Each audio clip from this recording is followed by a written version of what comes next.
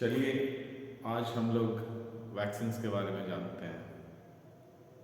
Vaccines आए दिन आप यूट्यूब चैनलों पे वैक्सीन्स के बारे में सुन रहे होंगे, देख रहे होंगे। हम लोग बहुत सारे वैक्सीन्स, कोविशील्ड, कोवैक्सीन्स, फाइजर्स, मॉडर्ना, स्पुतनिक, बहुत अलग अलग तरह के वैक्सीन्स के बारे में हम लोग बात करते रहते हैं। लेकिन चलिए आज हम लोग ये देखते हैं कि एग्जैक्टली वैक्सीन्स है क्या, वैक्सीन्स किस तरह से काम करता है, वैक्सीन्स किस तरह से बचाता है। Prevention is better than cure. तो वैक्सीन जो है ये प्रिवेंशन है, ये हम लोग को बीमार नहीं होने देता है।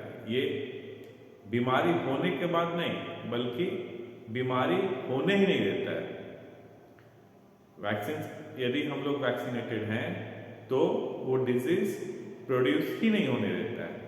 तो हम लोग आज वैक्सीन्स का कंसेप्ट को जानेंगे कि एग्जैक्टली वैक्सीन्स है क्या, एग्जैक्टली वैक्सीन कैसे काम करता है।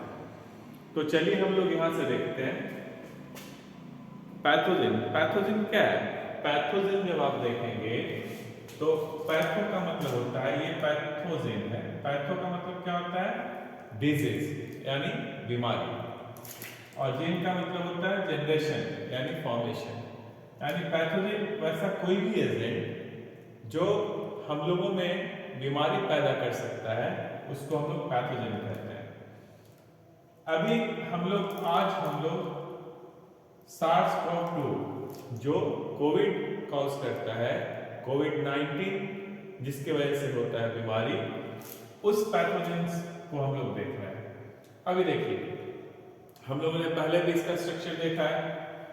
अब ये इसका स्ट्रक्चर है। स्ट्रक्चर में क्या देखेंगे? अंदर में आरएनए है, उसके साथ में कुछ प्रोटीन्स हैं, उसके बाद बाहर में जो ये आप देख रहे हैं ये कैप्सिड है इसका, ये दोनों मिलकर न्यूक्लियो कैप्सिड बनाता है।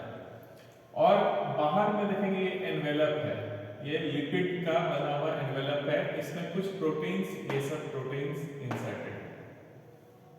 अभी देखिए हम लोग वैक्सीन पॉइंट ऑफ व्यू से पढ़ रहे हैं। वैक्सीन्स क्या है? अब देखिए कोई भी पैथोजन आप जब देखेंगे, हम लोग कोई भी पैथोजन हम लोग जब देखेंगे तो पैथोजन के पास बहुत सारे प्रोटीन्स होते हैं, पैथोजेंस के पास में दूसरे मॉलिक्यूल्स भी होते हैं। लेकिन जब हम इस यहाँ पे वैक्सीन पॉइंट ऑफ व्यू से देखेंगे, इम्यूनोजेनिक पॉइंट ऑफ व्यू से देखेंगे, तो देखिए कोई भी पैथोजन जब आप देखेंगे तो उसके पास में एक पहला क्या है, पैथोजन का काम क्या है? बीमारी पैदा करना। तो उसके पास में एक ऐसा कंपोनेंट होना चाहिए जिसकी वजह से वो बीमारी, डिजीज प्रोड्यूस कर पाए। तो उसको हम लोग जिस वजह से उसके पास में कोई कंपोनेंट होगा और उसी की वजह से वो बीमारी या डिजीज पैदा कर सकता है, तो हम लोग उसको क्या बोलेंगे? उसको बोलेंगे विरुलेंस फैक्टर और पैथोजेनिक फैक्टर। ये क्या है? जिसकी वजह से बीमारी पैदा करता है। दूसरा जो है ना, एक और उसके पास में कंपोनेंट होता है जो जैसे ही हमारे शरीर में आता है या किसी के शरीर में वो घुसता है तो उसको अलर्ट करता है। वो बोलता है कि देख हम तुम्हारे अंदर में आ गए हैं, तू बच सकता है तो बच ले। तो उसके पैथोजन के ऊपर में, मान लिया हम इस वायरस के बारे में, कोविड-19 वायरस को जब लेंगे तो इसके ऊपर में ही एक और कंपोनेंट होगा जो हमारे बॉडी को अलर्ट करेगा। हमारा जो डिफेंस सिस्टम है, जिसको इम्यून सिस्टम कहते हैं, एंटीबॉडी हम लोग करते रहते हैं। तो जहां से एंटीबॉडी बनता है उसको ये कहता है कि मैं हूं डॉन, मैं घुस गया हूं, अब तू बच सकता है तो बच ले। ठीक है, तो अब यहां पे क्या होगा कि जो दूसरा कंपोनेंट है जिसको हम लोग एंटीजिन कहते हैं और इम्यूनोजिन कहते हैं, उसी का नाम इम्यूनोजिन भी है और एंटीजिन भी है। इम्यूनोजिन जब देखेंगे तो इम्यूनो मीन्स होता है इम्यूनिटी, यानी जो हम लोग को, जिसकी वजह से डिफेंस, हम लोग का जो बचाव जो करता है, और जीन का मतलब फिर से क्या हो गया, बनाना या पैदा करना। तो जिसकी वजह से हमारा इम्यूनिटी बनेगा उसको कहते हैं इम्यूनोजेन। और एंटीजेन, एंटी का मतलब होता है एंटीबॉडी, जनरेशन का मतलब फिर बनना, जेन से जनरेशन मतलब बनना, यानी वैसा कोई कंपोनेंट जिसके वजह से हमारे बॉडी में इसके खिलाफ, इस पर्टिकुलर वायरस के खिलाफ एंटीबॉडी बनना शुरू हो जाए, तो उसको हम लोग क्या कहते हैं, एंटीजेन। तो दोनों कंपोनेंट का होगा, वायरस पे ही होगा या जो भी पैथोजन हम लोग कह रहे हैं उस पे ही होगा। अब दो कंपोनेंट कौन कौन सा हो जाएगा, एक विरुलेंस फैक्टर, पैथोजेनिक फैक्टर, और दूसरा एंटीजेन। अब देखिए ये दोनों अलग अलग कंपोनेंट भी हो सकता है, यानी हो सकता है कि एक प्रोटीन हो, यानी जो इम्यूनोजेनिक होगा वो प्रोटीन हो, एंटीजन प्रोटीन हो, और हो सकता है विरुलेंस फैक्टर पॉलीसेक्राइड हो, लिपिड हो, या प्रोटीन भी हो सकता है। मेरा कहना ये है कि ये जो है ना विरुलेंस फैक्टर और एंटीजन दोनों अलग अलग कंपोनेंट भी हो सकते हैं और एक ही कंपोनेंट हो सकता है, यानी वही जो है ना बीमारी पैदा करने के लिए भी होगा और वही हम लोग को अलर्ट भी करेगा। अब इस वायरस के केस में जब हम लोग देखेंगे तो ये दोनों विरुलेंस फैक्टर भी और एंटीजन भी दोनों एक ही है, और वो कौन सा है, स्पाइक प्रोटीन है। देखिए स्पाइक प्रोटीन ही जो है वो ACE2 रिसेप्टर से बाइंड करता है और सेल्स के अंदर में जाता है। तो ये इसको कहते हैं विरुलेंस फैक्टर, जिसके वजह से वो बाइंड हो रहा है सेल्स पे और फिर वो सेल्स के अंदर चला जा रहा है, और अंदर जाने के बाद वो बहुत मल्टीप्लाई करता है। ठीक है, जैसे देखिए यहाँ पे ये सेल्स क्या हुआ, बॉडी के अंदर गया, फिर ये जो वायरस है वो पहले बॉडी में जाएगा और बॉडी में जाने के बाद वो सेल के अंदर में जाता है। तो यदि वो सेल के अंदर में जा पाएगा तभी वो बीमारी पैदा करेगा या डिजीज प्रोड्यूस करेगा। तो कैसे अंदर जाता है वो ACE2 प्रोटीन से जो है ना बाइंड होता है और फिर वो अंदर चला जाता है। तो यहाँ पे विरुलेंस फैक्टर क्या हो गया, स्पाइक प्रोटीन। यदि स्पाइक प्रोटीन नहीं होता तो वो अंदर नहीं जा पाता, अंदर नहीं जा पाता तो मल्टीप्लाई नहीं कर पाता, और मल्टीप्लाई नहीं कर पाता तो वो डिजीज प्रोड्यूस नहीं कर पाता। दूसरा, जब आप देखेंगे स्पाइक प्रोटीन ही है, आप यहां देखिए ये स्पाइक प्रोटीन है, और ये स्पाइक प्रोटीन की वजह से ही जो है ना ये एंटीबॉडीज बन रहा है या साइटोटॉक्सिक टी सेल्स बन रहा है, यानी स्पाइक प्रोटीन ही है यहाँ पे जिसके वजह से एंटीबॉडी बनना शुरू होगा। यानी दोनों क्या हो गया, एक ही हो गया, विरुलेंस फैक्टर भी स्पाइक प्रोटीन ही है और यहाँ पे एंटीजन भी स्पाइक प्रोटीन ही है। अभी देखिए हम लोग समझते हैं ये क्या हुआ, वायरस बॉडी के अंदर गया, वहां सेल्स को वो सेल्स के अंदर घुस गया और घुस के बहुत सारा वायरस बनाना शुरू कर देता है। अभी देखिए कोई भी डिजीज प्रोड्यूस करने के लिए जो संख्या होता है ना, जो नंबर होता है वायरस का, वो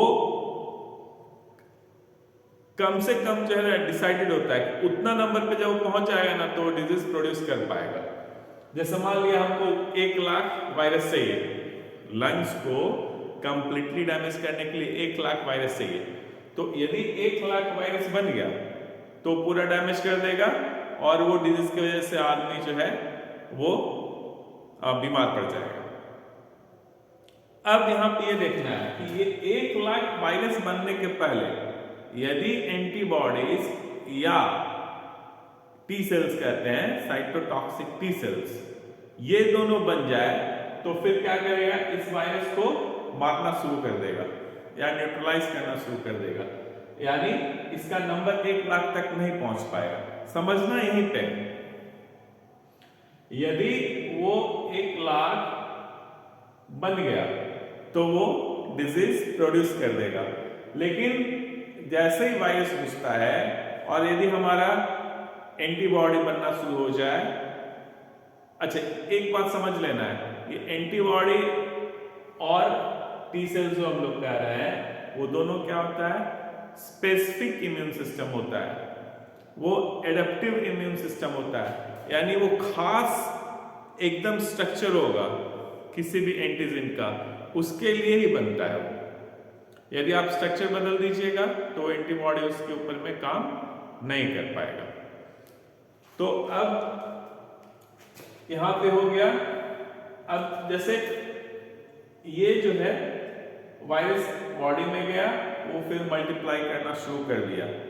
अब हमारा जो इम्यून सिस्टम है, हमको जो बचाता है बीमारी से, वो एक्टिवेट हो जाए। इसका नंबर जो एक नंबर फिक्स है, उस नंबर के पहुंचने तक तब तो हम बीमारी से बच जाएंगे। यदि और ये पहले बन गया बहुत सारे नंबर में, तो ये हम लोग को मार देगा। तो होता क्या है ना कि बहुत सारे हमारे बॉडी में दो तरह का सिस्टम होता है, एक होता है इननेट इम्यूनिटी, दूसरा होता है एक्वायर्ड इम्यूनिटी। तो एक्वायर्ड इम्यूनिटी वो वैक्सीन से रिलेटेड है, लेकिन इननेट में कुछ सेल्स होते हैं जैसे मैक्रोफाज है, एनके सेल्स है, ये सब क्या है ना, सब घूमते रहता है, और जैसे ही बाहर से कुछ अंदर घुसता है तो उसको वो मार देता है। अब मार कर जो उसका प्रोटीन है, जैसे यहाँ पे स्पाइक प्रोटीन जो है ना एंटीजन है, उसको क्या करेगा, जैसे ये मैक्रोफाज है, ठीक है, तो ये इसको एनगल्फ, इसको पहले अपने अंदर ले लेगा और फिर इसको मार देगा। अब मारने के बाद इसका जो ये प्रोटीन जो आप देख रहे हैं ना, ये यही प्रोटीन ये है, इसको क्या करेगा, अपने बाहर देख रहे हैं, अपने मेम्ब्रेन के ऊपर में बाहर की ओर इसको लगा देगा। इसको जो है ना, जो हमारा इम्यून सेल्स है, देखिए दो तरह का सेल्स होता है, एक बी सेल्स और दूसरा टी सेल्स। तो बी सेल्स एंटीबॉडी बनाता है और टी सेल्स क्या करता है ना, वो खुद साइटोटॉक्सिक टी सेल्स, यानी उसके अंदर में कुछ टॉक्सिन होता है जो सेल्स के ऊपर में फेंक देगा, तो सेल्स में पोर्स बन जाते हैं और सेल मर जाता है। तो सभी सेल्स को नहीं फेंकता है, जिस सेल्स के ऊपर में वायरस का प्रोटीन रहेगा उसी को सिर्फ मारता है, क्योंकि उसको रीड करता है क्या कि ये जो है वायरस इन्फेक्टेड सेल्स है, इसलिए इसको मार देना है। नहीं मारेंगे तो ये बहुत सारा वायरस बनाएगा, फिर सेल्स को वायरस जो है लाइज करके फिर बाहर आएगा और फिर बहुत सारे जो है वायरस बनना शुरू हो जाएगा, and then it will spread. तो इसलिए जो है ना, आप जब देखेंगे कि जो है ये इसको अंदर ले लेगा, फिर इसको जो है ना ये पहचान जाता है, ये हेल्पर टी सेल्स है, देख रहे हैं हेल्पर टी सेल्स। तो ये एंटीजन है और इसके ऊपर में फिर से रिसेप्टर है, ये टी सेल्स है, इसका रिसेप्टर है। जैसे ही ये इसके साथ बाइंड होगा ना, तो इसको सिग्नल देगा कि देख बाहर से कोई इन्फेक्शन हुआ है, बाहर से कुछ चोर जो है ना घुस गया है, वायरस क्या है, चोर यहाँ पे डकैत है, तो वो घुस गया है। तो ये क्या करेगा, इसको एक्टिवेट कर देगा, और ये एक्टिवेट होने के बाद साइटोकाइंस, एक केमिकल होता है जिसको हम लोग कहते हैं साइटोकाइंस, ये साइटोकाइंस बना के रिलीज कर देगा, और ये क्या करेगा ना, बी सेल्स और टी सेल्स, बी सेल्स को एक्टिवेट करेगा। तो आप अच्छा, अब जो है ना ये स्पेसिफिक होगा, ये सबसे इंपॉर्टेंट क्या है, ये स्पेसिफिक होगा। ये जब भी बनेगा तो इस स्पाइक प्रोटीन के खिलाफ तो सिर्फ इसी से ये बाइंड करेगा, किसी दूसरे से बाइंड नहीं करेगा। मान लिया इसका स्ट्रक्चर कैसे है, ऐसे है, तो इसी से बाइंड करेगा। मान लिया इसका स्ट्रक्चर आप बदल दें और ऐसा कर दें, म्यूटेशन से ये पॉसिबल है कि ये स्ट्रक्चर ऐसा हो जाए, तो जो एंटीबॉडी बन रहा है इसके खिलाफ में, वो इससे बाइंड नहीं करेगा, जब भी बाइंड करेगा इससे बाइंड करेगा। ये एकदम स्पेसिफिक होता है, ये हम लोग रिमेंबर रखेंगे, ठीक है। तो जब आप देखेंगे कि ये जब एक्टिवेट होगा साइटोकाइंस बनाएगा। अब साइटोकाइंस जो है ना, बी सेल्स और टी सेल्स दोनों के पास में जाएगा और मैसेज देगा कि बाहर से इन्फेक्शन हुआ है, जल्दी जल्दी एंटीबॉडी बनाओ, जल्दी जल्दी किलर टी सेल्स बनाओ, ताकि जो भी सेल्स के ऊपर में वायरस का प्रोटीन होगा यानी स्पाइक प्रोटीन होगा तो किलर टी सेल समझेगा कि इसके अंदर में वायरस घुसा हुआ है इसलिए सेल्स को ही मार दो, तो अपने सेल्स को ही मारेगा। दूसरा है बहुत सारा एंटीबॉडीज बनाओ, तो एंटीबॉडीज क्या करेगा, वो जाएगा रिसेप्टर से ही ना बाइंड करता है वायरस, इसी रिसेप्टर सबसे बाइंड कर लेगा। कौन बाइंड कर लेगा, एंटीबॉडी। तो फिर ये रिसेप्टर से बाइंड नहीं कर पाएगा, यानी ये सेल्स के अंदर में नहीं जा पाएगा, और फिर इसको जो है जिसके साथ एंटीबॉडी बाइंड हो जाएगा इसको हम लोग कहते हैं न्यूट्रलाइज करना। उसके बाद इसको क्या करेगा, ये जो है इसको फिर से खा जाएगा और मार देगा। तो हम लोग क्या देखेंगे, जब ये जो है हमारा एंटीजन जो है मैक्रोफाज के ऊपर में आया और बाइंड कर लिया, किससे बाइंड कर लिया, हेल्पर टी सेल से। अब ये जो है साइटोकाइन बनाएगा और फिर ये क्या करेगा, बी सेल्स और टी सेल्स दोनों को एक्टिवेट करेगा। तो आप देखेंगे बी सेल्स जो है ना दो तरह के सेल्स में डिवाइड कर जाएगा, एक मेमोरी बी सेल्स और दूसरा कौन सा में, प्लाज्मा सेल्स में। तो प्लाज्मा सेल्स अफेक्टेड सेल्स है, तुरंत एंटीबॉडी बनाना शुरू कर देगा, और मेमोरी बी सेल्स ये इस पर्टिकुलर स्पाइक प्रोटीन के लिए बना है, तो ये हमारे बॉडी में लॉन्ग ड्यूरेशन के लिए रह जाएगा। और ये रिमेंबर मतलब ये याद रखेगा कि पहले इन्फेक्शन हुआ था। वैसे ही जो है ना टी सेल्स भी आप देखेंगे साइटोटॉक्सिक टी सेल्स में होगा और मेमोरी टी सेल्स में, तो ये रह जाएगा। और ये जो है ना हमारा साइटोटॉक्सिक और किलर टी सेल्स जो देखेंगे वो तुरंत जो है मारना शुरू कर देगा, जो भी इन्फेक्टेड सेल्स हैं उनको मारना शुरू कर देगा। तो वैक्सीन का कंसेप्ट यहीं पे है। ये जो मेमोरी टी सेल्स देख रहे हैं ना, मेमोरी टी सेल्स है ना, तो ये रह जाता है। तो फर्स्ट टाइम इन्फेक्शन हुआ तो ये जो है बना और ये रह जाता है। जब सेकेंड टाइम वही आएगा, अभी हम आपसे क्या बोल रहे थे कि मिनिमम नंबर होगा, इसका नंबर उतना बन जाएगा तो क्या करेगा, ये डिजीज प्रोड्यूस कर देगा, ठीक है। तो मान लिया फर्स्ट टाइम इन्फेक्शन हो रहा है और ये अपना नंबर बना लिया। अच्छा, इसको एक्टिवेट होने में यानी इसको एक्टिवेट होने में टाइम लगता है, तो यदि उस समय तक यदि ये अपना नंबर उतना बना लिया तो डिजीज प्रोड्यूस कर देगा। तो हम लोग क्या करते हैं ना, पहले से ही उसका वीक फॉर्म या फिर एंटीजन किसी भी फॉर्म में, ये सब जो टाइप्स ऑफ वैक्सीन देख रहे हैं इसका काम एक ही है, ये एंटीजन देना इसको। तो ये क्या करेगा, एंटीजन देगा, ठीक है, इस सब का काम है एंटीजन देना। तो ये जो है ना पहले से मेमोरी बी सेल्स या मेमोरी टी सेल्स बना के रखेगा, यानी हम लोग पहले से वीकेंड मतलब कमजोर करके वायरस को अपने बॉडी में ले लेंगे, या मैसेंजर आरएनए सिर्फ स्पाइक प्रोटीन जो बनाता है वो जीन का मैसेंजर आरएनए अपने बॉडी में ले लेंगे, तो वो क्या करेगा, स्पाइक प्रोटीन बना देगा। तो इस तरह से हमारा जो बॉडी जो है इन्फेक्शन नहीं हुआ है, हम लोग खुद ले रहे हैं उसको, और वो क्या कर रहा है, वो इसको एक्टिवेट कर दे रहा है, और हमारा मेमोरी बी सेल्स और मेमोरी टी सेल्स दोनों बन के रेडी है। तो जब रियल जब इन्फेक्शन होगा ना तो ये क्या होगा, तुरंत एक्टिवेट हो जाएगा। यहाँ पे देखिए प्राइमरी रेस्पॉन्स, यानी फर्स्ट टाइम जब इन्फेक्शन होगा यानी एक्सपोजर होगा, चाहे वो रियल इन्फेक्शन हो या हम लोग एंटीजन को किसी फॉर्म में अपने बॉडी में ले लें, तो वैक्सीन कुछ नहीं है, ये एंटीजन ही है। वैक्सीन क्या है, ये एंटीजन है, ये एंटीजन है, इसको हम लोग ले रहे हैं अपने बॉडी में, तो यही वैक्सीन का काम कर रहा है। तो जब आप क्या देखेंगे कि प्राइमरी फर्स्ट टाइम रिस्पॉन्ड होता है वो बहुत स्लो होता है।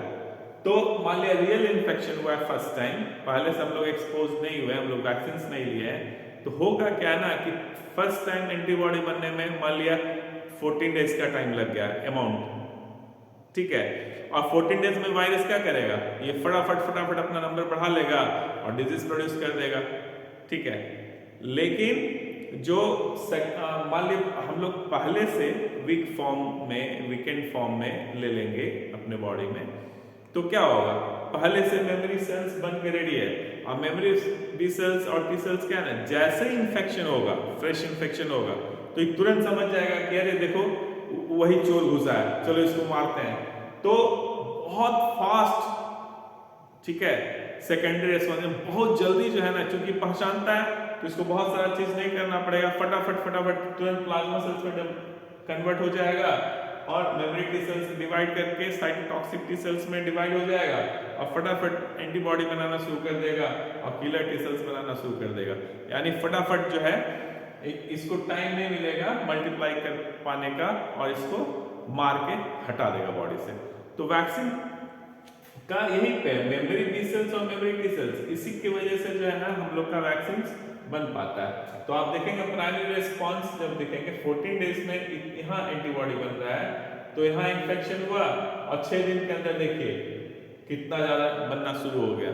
तो सेकेंडरी रिस्पॉन्स बहुत फास्ट होता है और इस वजह से जो है उसको जो है हटा दिया जाता है। तो एग्जैक्टली जब आप देखेंगे यही कंसेप्ट है वैक्सीन का। Thank you.